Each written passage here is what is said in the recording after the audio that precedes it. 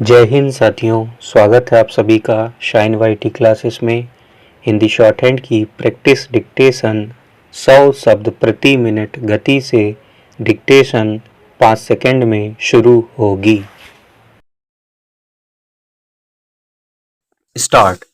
अंतरिक्ष अब सिर्फ जिज्ञासाओं का मामला भर नहीं है। विराम।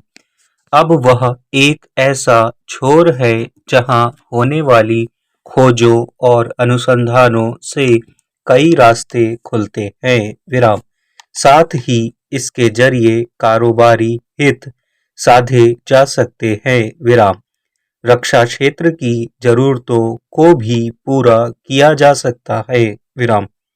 जहां तक अंतरिक्ष में उपलब्धियों की बात है तो अमेरिका और रूस के बाद पड़ोसी देश चीन इस दिशा में तेजी से आगे बढ़ रहा है। विराम।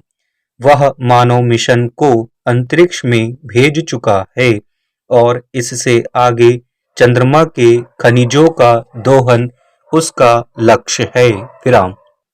साथ ही अपने रॉकेट से विदेशी उपग्रहों के प्रक्षेपण के बाजार में भी वह सेंध लगाना चाहता है ताकि इस मामले में भारतीय अंतरिक्ष अनुसंधान संगठन इसरो की बढ़त को कम किया जा सके। विराम। अमेरिका और रूस के अंतरिक्ष कार्यक्रमों से भारत के कार्यक्रम अलग हैं क्योंकि वे जनता की जरूरतों और अंतरिक्ष अनुसंधान के वास्तविक उद्देश्यों के लिए है। विराम। इसमें फिजूल खर्ची से बचने के भरसक प्रयत्न किए गए हैं। विराम। इसरो द्वारा उपग्रहों का 100वां प्रक्षेपण एक ऐसी उपलब्धि है जो सिर्फ नया इतिहास नहीं रच रही है बल्कि दुनिया में भारत को अंतरिक्ष की एक बड़ी ताकत के रूप में भी स्थापित कर रही है। विराम। ताजा उपलब्धि की बात करें तो 29 जनवरी 2025 को श्रीहरिकोटा के सतीश धवन अंतरिक्ष केंद्र से GSLV F-15 रॉकेट से उपग्रह NVS-02 का सफल प्रक्षेपण इसरो का नया कीर्तिमान है। विराम। असल में इस कामयाबी के साथ ही इसरो ने उपग्रहों के प्रक्षेपण का शतक पूरा कर लिया है। विराम।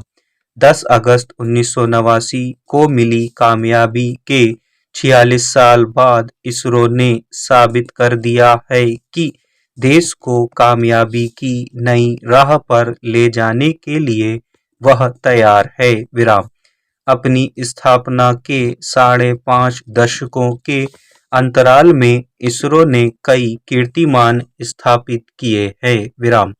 ताकतवर प्रक्षेपक रॉकेट के निर्माण, बहुउद्देशीय उपग्रहों को अंतरिक्ष की कक्षा में सफलतापूर्वक स्थापित करने से लेकर इस संगठन के चंद्रमा और मंगल ग्रह की खोज संबंधी अभियानों ने पहले से ही अंतरिक्षीय बाजार में धमक कायम कर रखी है। विराम। लेकिन बीते 4-5 वर्षों में इसने कई नए मोर्चों पर एक साथ कदम बढ़ाए हैं जिनसे साफ हो गया कि आखिर क्यों भारत इस क्षेत्र की एक बड़ी ताकत है और क्यों इसका भविष्य प्रतिस्पर्धियों के मुकाबले कहीं ज्यादा उज्जवल है। विराम।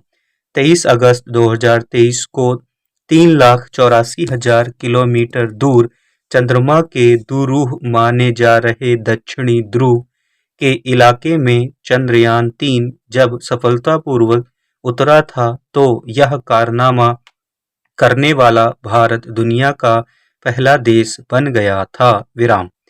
यह कामयाबी इसलिए अहम मानी जा सकती है क्योंकि ना तो अमेरिका ऐसा कर पाया है और ना ही उसका चिर प्रतिद्वंदी रूस वर्ष 2023 में आनन फानन किए प्रयास में सफल हो पाया था। विराम। चंद्रमा के दक्षिणी ध्रुव पर अरसे से दुनिया की अंतरिक्षीय शक्तियों की नजर थी, लेकिन वैज्ञानिक और तकनीकी धरातल पर यह काम इतना कठिन है कि इसे अंजाम तक पहुंचाना रूस और अमेरिका या चीन के लिए भी एक चुनौती बन गया था। विराम।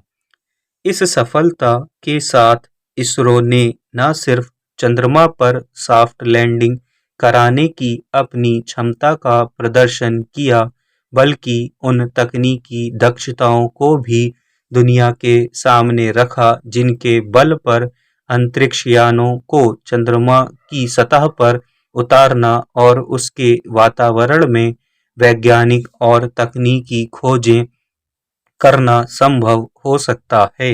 पैरा।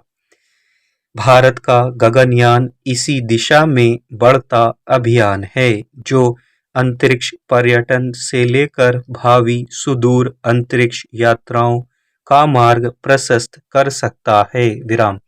इस अभियान में अभी की बढ़त यह कि गगनयान के क्रू एस्केप सिस्टम की शुरुआती कड़ियों का परीक्षण सफलता के साथ हो गया है और इससे हमारा वैज्ञानिक जगत आश्वस्त कर सकता है कि मंगल और चंद्रमा के अभियानों की तरह ही गगनयान भारत की शान में 4 चांद लगाने वाला साबित होगा। विराम। अगली कड़ी में चंद्रयान-4 का प्रक्षेपण भारतीय अंतरिक्ष कोशिशों को एक नया आधार दे सकता है। हो सकता है कि तब भारत अंतरिक्ष पर्यटन की दिशा में आगे बढ़े। विराम। चंद्रयान-3 की सफलता पर प्रधानमंत्री ने अंतरिक्ष पर्यटन संबंधी एक नया नारा दिया था। विराम। इसका आशय यह लगाया जा सकता है कि आगे चलकर इसरो अंतरिक्ष पर्यटन की योजनाओं को अमल में ला सकता है। विराम। हालांकि यह बहुत संभव है कि इसमें निजी कंपनियों की मदद ली जाए, क्योंकि ऐसी योजनाओं का उद्देश्य अनुसंधान को आगे बढ़ाने से ज्यादा कमाई करना होता है। विराम।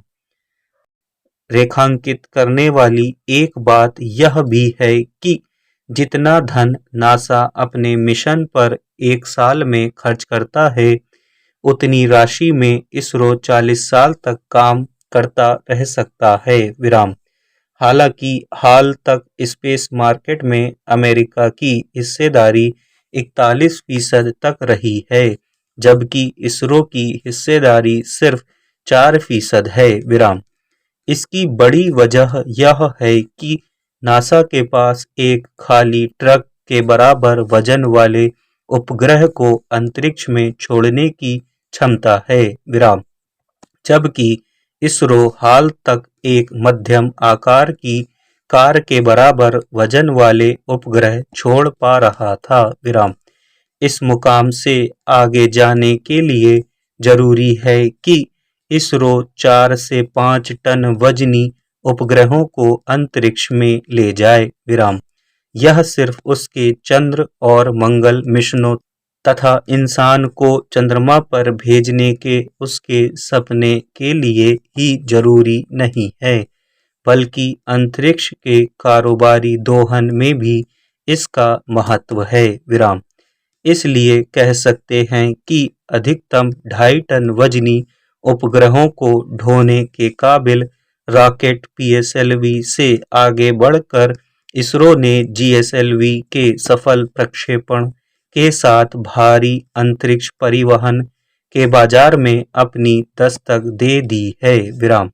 इससे यह उम्मीद भी जगी है कि जीएसएलवी रॉकेट 5 टन वजनी उपग्रह को 5 लाख किलोमीटर दूर ले जाकर उसे वापस लौटाने की ताकत दिखा ही देगा, क्योंकि इसके बिना हमारे चंद्र मिशन और इंसान को अंतरिक्ष में भेजने की कामयाबी मुमकिन नहीं है। विराम।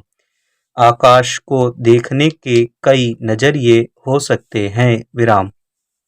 लेखकों कवियों को आसमान और अंतरिक्ष कविता कहानी के रूप में कुछ रचने की प्रेरणा देते हैं। विराम। एक आम इंसान भी बड़े लक्ष्यों और उम्मीदों के फलीभूत होने की प्रार्थना के साथ आकाश की ओर ही देखता है। स्टॉप।